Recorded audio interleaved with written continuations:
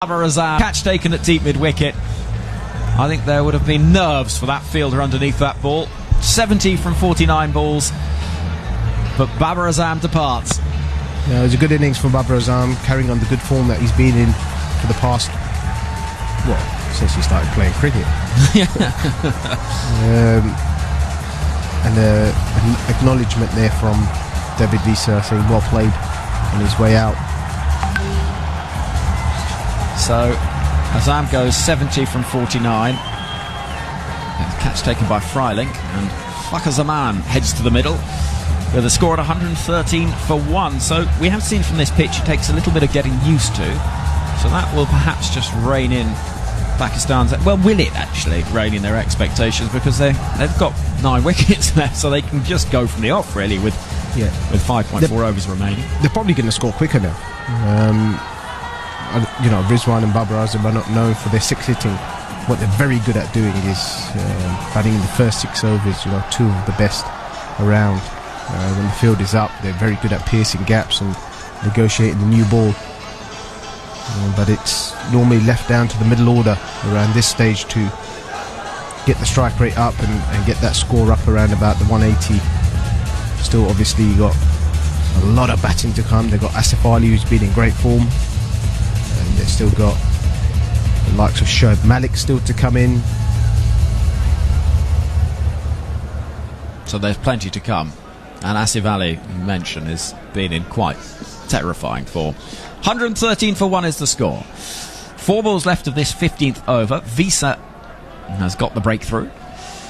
He's into his 3rd over, and he's going to bowl to the left-handed Fakhr Zaman, who immediately plays an expansive drive without much timing. Out it goes towards Erasmus at mid-off. And as we look at the replay there, is that a knuckle ball from Visa? Yeah, it was a knuckle ball into the pitch, so Babar Azam not quite reading the knuckle ball, taking the pace off, so he hasn't got the option of using the pace, which he's so good at.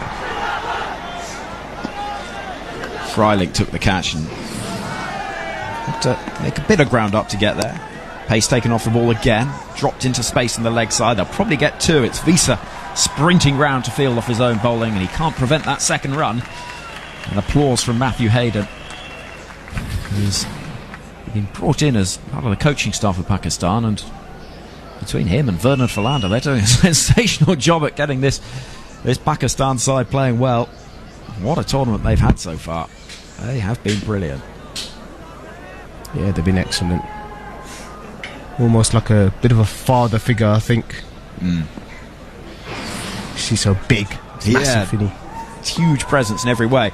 Visa bowls. That's nicely played. Advancing, meeting the ball by halfway down the track. Rizwan cuts out to deep cover and gets a single. So Fakhr Zaman will be on strike. Final ball of the 15th over. It is Test match special commentary of the T20 World Cup on 5 Live Sports Extra, on the ABC in Australia as well. Lovely to have you with us.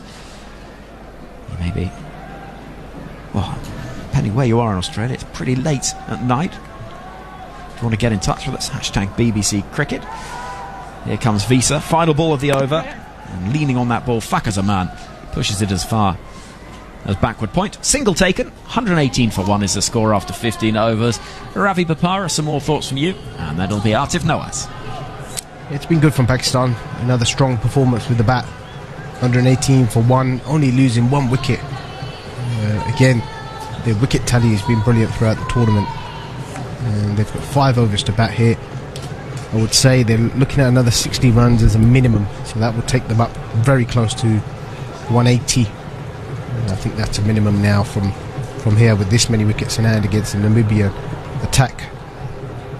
Yeah, they've managed to fight back quite well here, Pakistan. They were restricted for the first 10 overs of this innings by the Namibian bowlers, particularly the left-arm seamers that we talked about, but they've accelerated quite remarkably. And that's the 5th 100 partnership between Babar Azam and Mohammad Rizwan, the most by any pair in T20 internationals. Next closest is Martin Guptill and Kane Williamson, who got 400 partnerships in 27 matches together, and Shikhar Dhawan and Rohit Sharma, who have 400 partnerships in 52 matches together. Just to underline how remarkable that achievement is. And 2 of those 100 partnerships have, of course, come in this tournament. Yeah, they've been good. They've been very good. Well, how far can they take this? As in comes Freilink now. The full ball, he sees Fucker coming down the track. Just jabs his length in Fuller, and Fucker can just work this down to long off for a single. 119 for 1. Is that Freilink who looks like Glenn Maxwell? Freilink, who apparently looks like Glenn Maxwell, according to Alex Hartley and Henry Moran. They're having a good giggle about it at the moment. I think it's that they're giggling about. 119 for 1.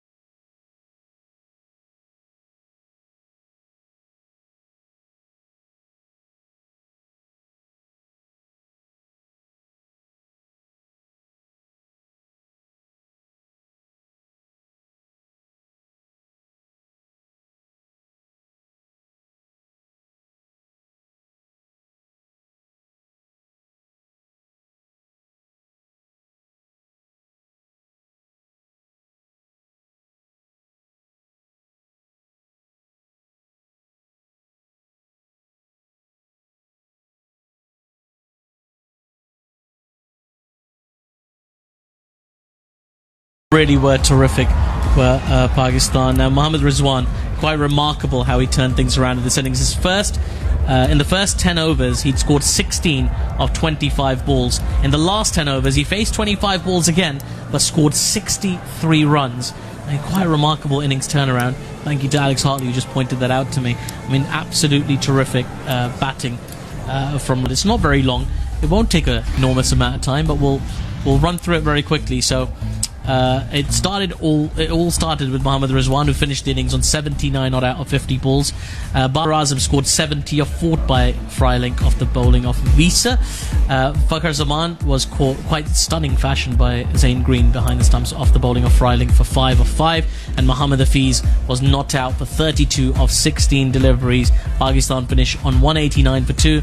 The bowlers, well, David Visa 4 overs 1 for 30, and Jan Freilich 4 overs 1 for 31, the pick of the lot, but everybody was quite expensive. Let's hear now quickly from Mohammad Hafiz. How much do you appreciate spending time in the middle tonight? Well, I think it's more about contributing in a right way.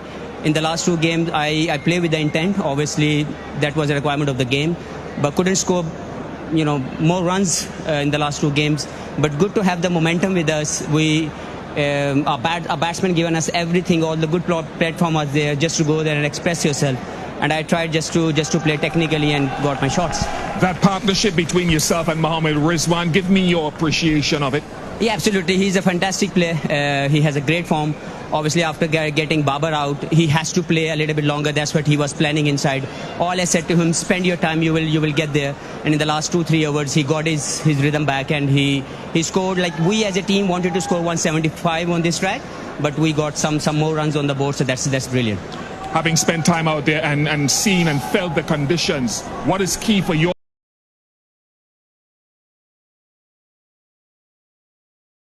bowling?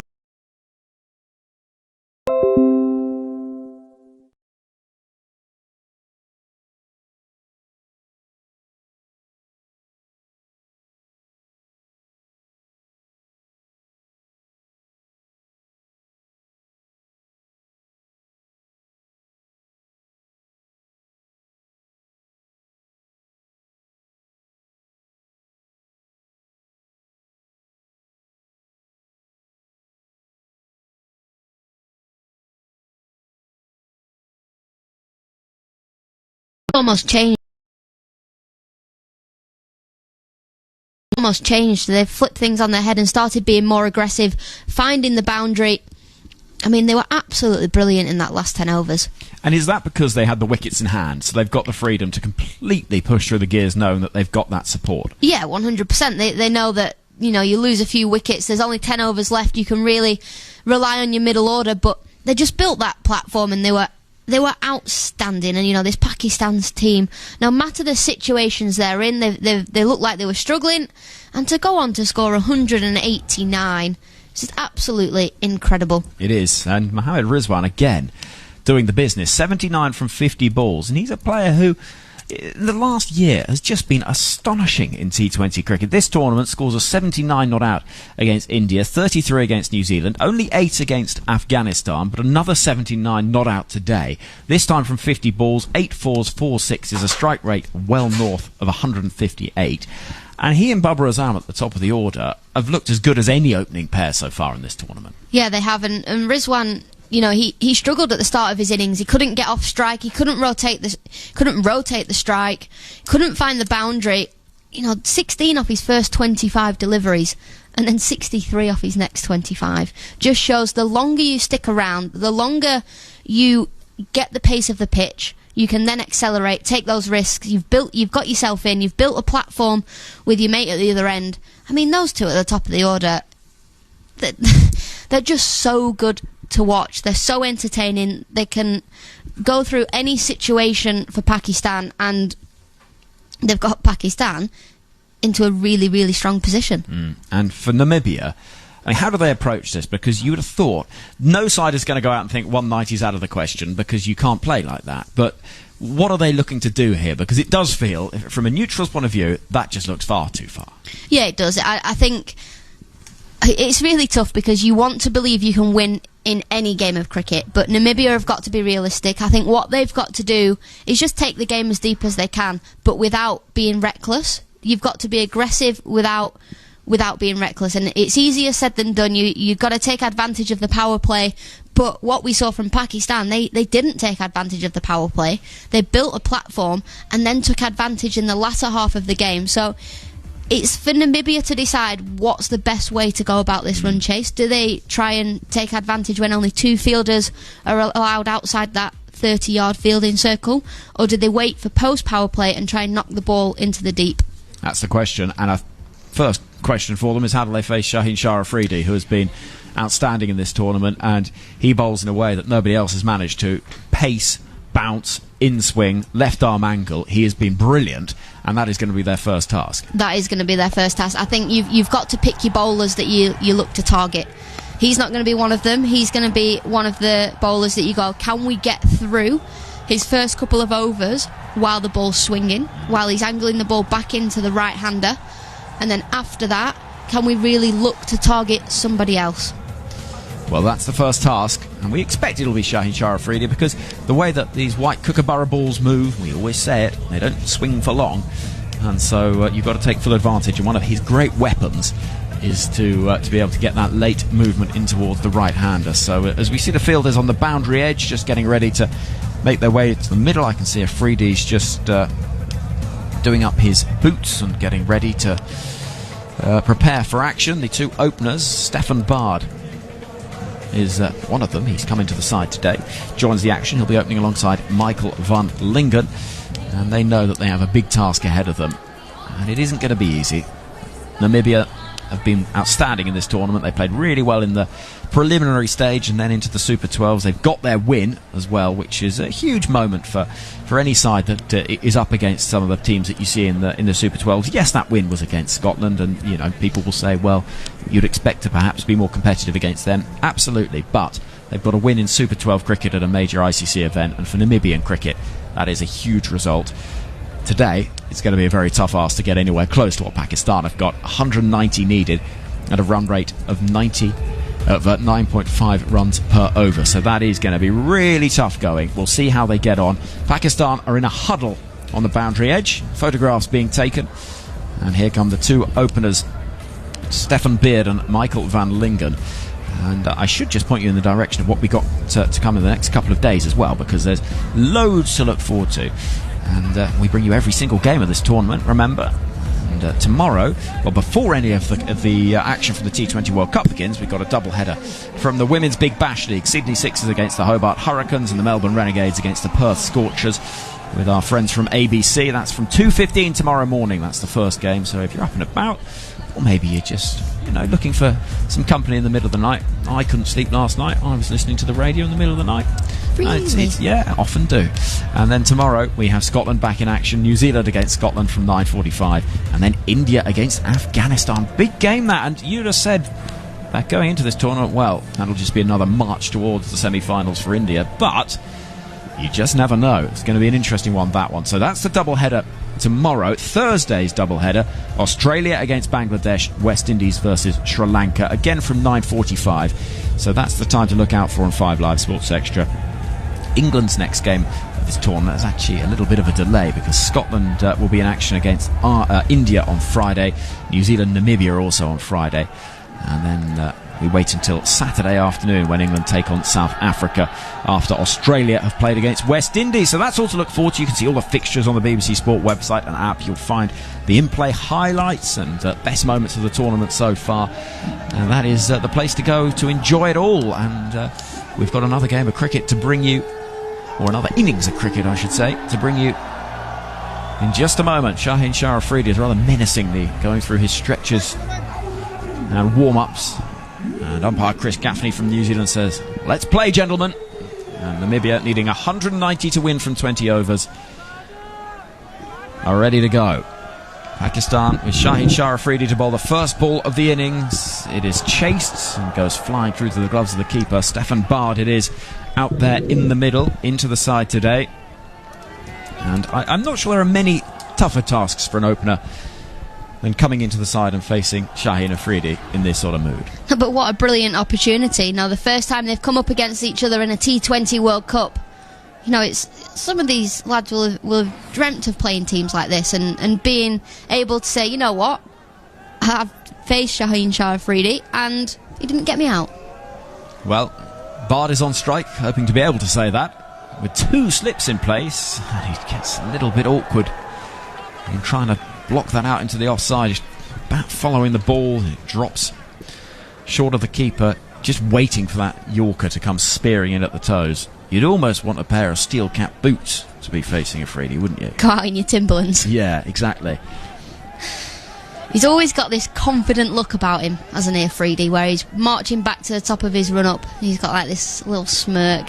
He knows how good he is. I'd love to be able to have that confidence. That swagger. Yes. Bard marks his guard once again, and Shaheen Afridi begins the approach, moving in, bowls, and there's that full in-swinging delivery. It's nicely played, actually worked into the leg side, and there will be a run for Stefan Bard, as there's a misfield at mid-wicket, which will frustrate Pakistan, and they'll actually get back for 2. 2 without losses to score. Bard has them, and Shaheen Afridi looking for that full delivery into middle stump. I'm not quite sure how that was actually missed by the fielder inside the circle. A bit of bounce quite off one bobbly, of the used pitches. Yeah, but you can see how much confidence Pakistan have got, because they're all just laughing at that. But in these tight games, if games are tight and that happens, you can see the fielders shouting at each other, getting a bit frustrated. Shaheen Afridi is in. It's full once more. Again, clipped into the leg side. Afsiv this time will pick up successfully. 89 miles an hour. That was actually well played by Stefan Bard, 29-year-old from Namibia, but has played quite a lot of cricket in South Africa for the Titans. Titans, domestically speaking, and then Namibia, a lot of cricket this year, actually, the last, month or so, ahead of this tournament and in the initial stage, 7 matches in the last month, so he's played lots of T20 cricket.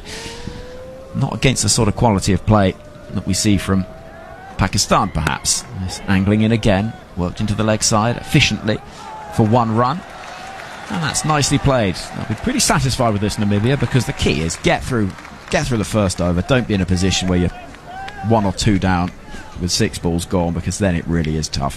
3 without loss. We've got a ball left of the first, and we saw that Namibia versus Scotland, they lost 3 wickets in the first over. Trumpelman getting 3 wickets really put Scotland on the back foot from the off, so Namibia will look to just get out of these first few overs, take the game as deep as they can.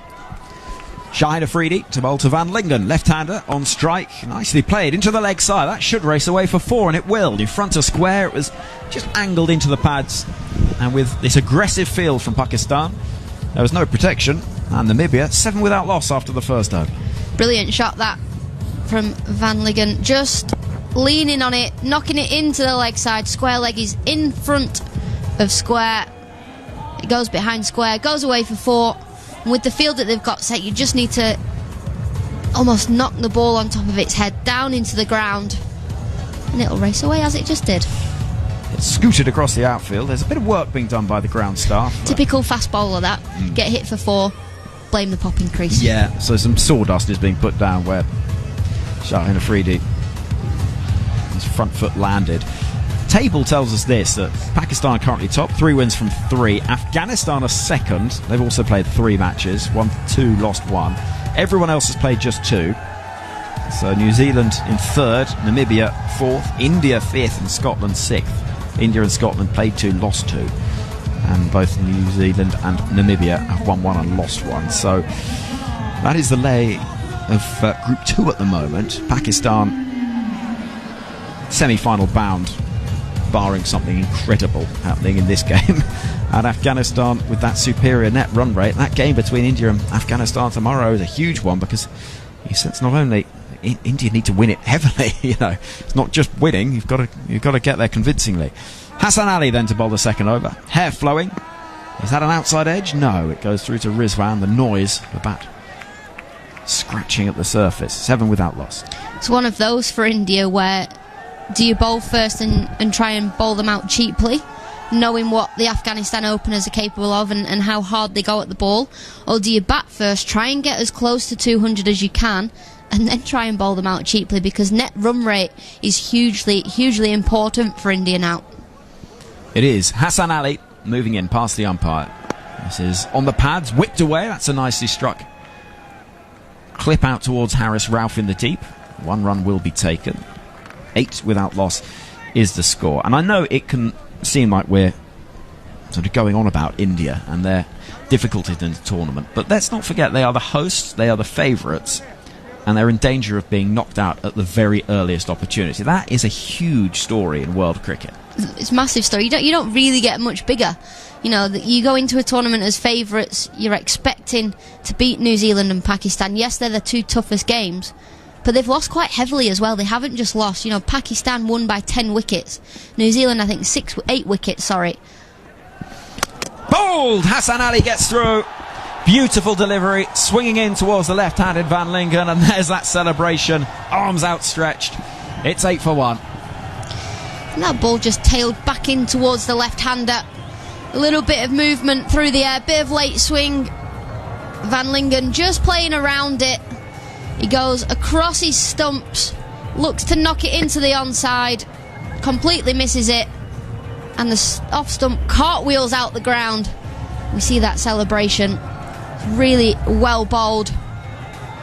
How would you describe that celebration? He sort of taps his knees and then a sort of star shape, isn't it? That's how I would describe it. Was that fair? Yeah. How's the end pose? There's a bit of a I'm the man. Yeah. And he's actually got a necklace with that pose on it. Has he? If you look closely, yeah. You see? Yes, he has. As we see on our monitors, which I really like. If you know, what's your celebration is the big sort of fist pump, isn't it, Alex? I give it the almighty roar. Yeah, I think that would make quite a good necklace. I don't think I would wear myself around my neck, though. No. But it shows a certain confidence, doesn't it? And I quite like that. Yeah, it's true. And he's taken a wicket, so fair enough. 1 for 1 his figures, and we see coming to the middle.